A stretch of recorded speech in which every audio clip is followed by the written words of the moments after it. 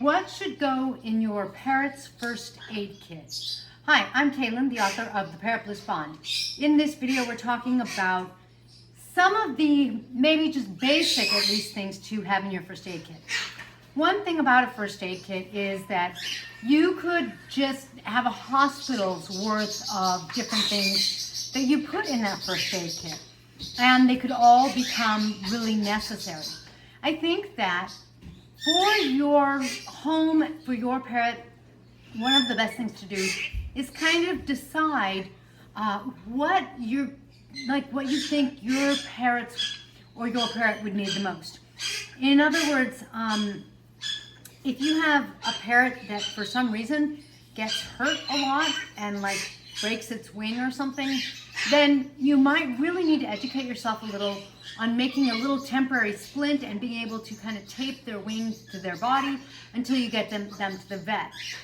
For me, for example, that doesn't happen. I've never had anyone break a wing, knock on wood, or anything like that. So it's not stuff I keep on hand because that's not really what I run into. Right, Speedy? This is Macy, my Cape parrot. Hi. Oh, you're gonna feed me. Thank you. Thank you. And she's helping me in this video. Oh my. So for me, with my parrots, these are some of the basics because I kind of feel like when I've done research, you can find a list of 100 things to have in a first aid kit. And you can't really say, oh, that's not necessary. But instead, I think that if we look at just some of the core basics, that's probably the most effective thing. Sort of where to start with your first aid kit. When your parrots are having a problem, the most likely thing that's going to happen probably is that they're not feeling well. If they're not feeling well, then some of the things that you might want to have on hand, if they're throwing up, you could have activated charcoal. Activated charcoal is a natural thing. It's charcoal.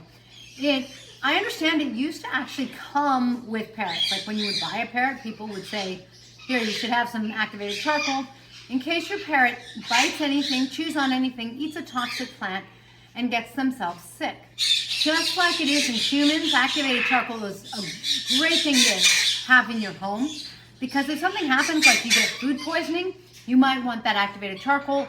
Or if you find some plant that maybe you didn't know was toxic and that your parrot has clearly bitten and your parrot is now throwing up, one of the things you could do is try to give them some activated charcoal. Of course, if they're throwing up, maybe you can't get them to drink the water with the activated charcoal in it, but it's a really good thing to have on hand. That's a must-have in my house and certainly for my parrots. If my parrots do something like fly into a glass window, they sometimes, depending on how hard they hit it, it can be extremely dangerous. Most of my parrots know, but for example, Binks, my baby, he knew, but he flew into it anyway because there was some noise and it spooked several of them and several of them went flying. So I keep CBD oil on hand. Why? Because it's a really good thing. You give them a couple drops depending on the size of the parrot. You look at the directions. And I sell CBD oil because we developed it for when we had a green cheek conure, Tink, who had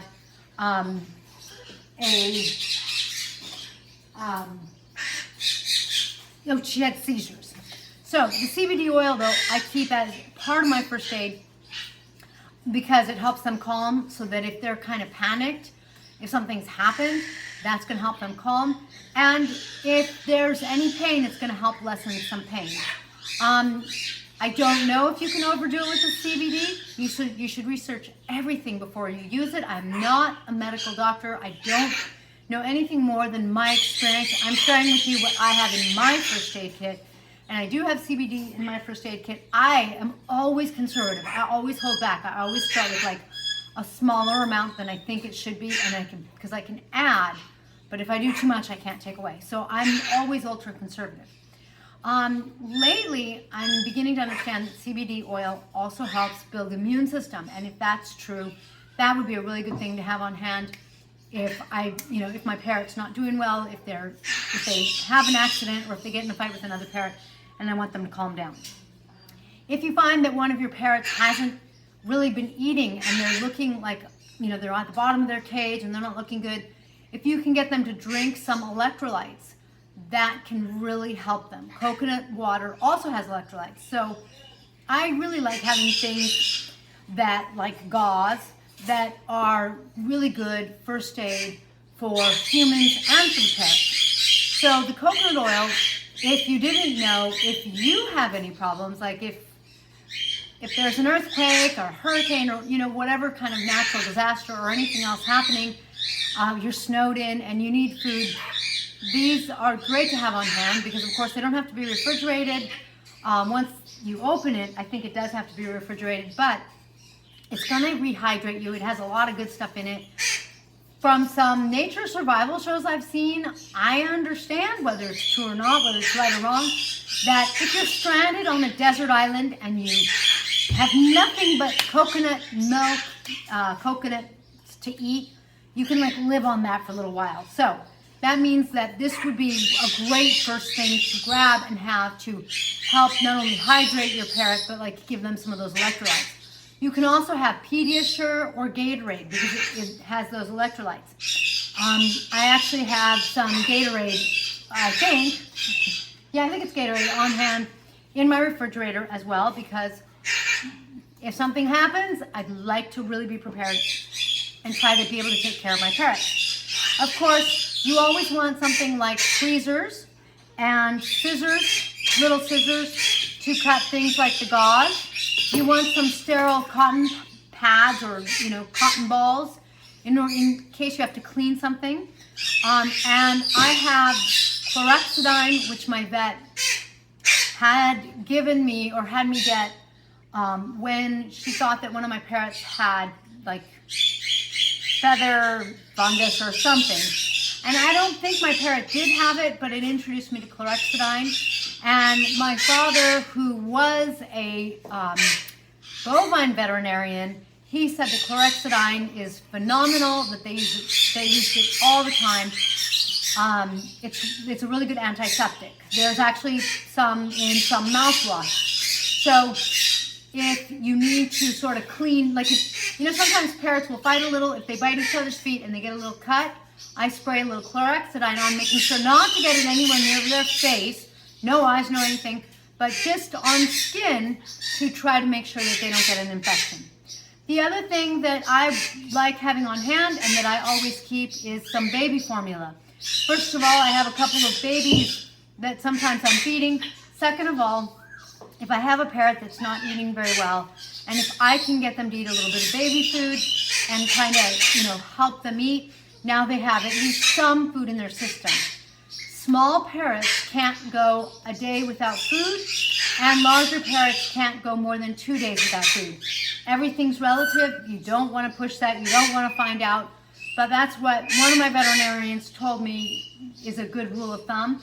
So the first thing I do when I feel like one of my parrots isn't eating is I feel their crop, and if I feel like it's empty, I kind of watch. Does it stay empty or are they eating? And if they're not eating, I will try my best to safely feed them. And since I know how to feed babies, I'm comfortable feeding some of my other parrots so that they're eating something. If you don't have baby formula, or if you're not comfortable and you feel like you're going to get your parrot, you're going to choke your parrot, which is a real possibility, you have to be really careful, then, you can always mix some baby formula, in some coconut water, and see if they'll eat it. Or this is the time when diet goes completely out the door, and I will give my parrots anything to eat. It isn't toxic, of course, because I just want them eating once they're eating and once they're starting to get a little more established. Or when I feel like they're much better, things are back to normal, I'll go back to a proper diet. But, when a hungry parrot needs to eat. So those are some of the basics that I have on hand. They're in a basket under my bathroom sink, so that if I need anything like the Gauze, I have it for my parrots. They're in places like my cabinets, so that if anybody needs some electrolytes, human or the parrots, I have it. You know, it's just stuff that I have on hand. Research, look to see, you know, look at your parrots. Like, I don't have a lot of fighting with my parrots, but sometimes if I'm introducing a new parrot, it does happen. Like, look to see what your parrots sort of, what they tend to. Parrots are kind of like people. We all tend to have like a different Achilles heel. So it's really great to kind of look at your parrot and go, what kind of issues does my parrot tend to have? And work around that. So that you know, like, so that you can get the supplies that you would need. In addition to like maybe some basic supplies, the things that you would need for your parrot. I hope that helps you with some basic ideas for at least getting maybe a core first aid kit. If you enjoyed the video, please be sure to like and share it to help me grow my channel. Thank you for joining me in this video. And Macy, who is now having fun back there. If you have any questions about parrots, I love questions. I used to be a school teacher once upon a time. And really good teachers don't think there are bad questions. So I love questions. Would love to help you keep your relationship with your parrot blissful. Comment below or send a message on Facebook under Parrot Bliss and get the Parrot Bliss Bond on Amazon.com today. Thanks for joining me.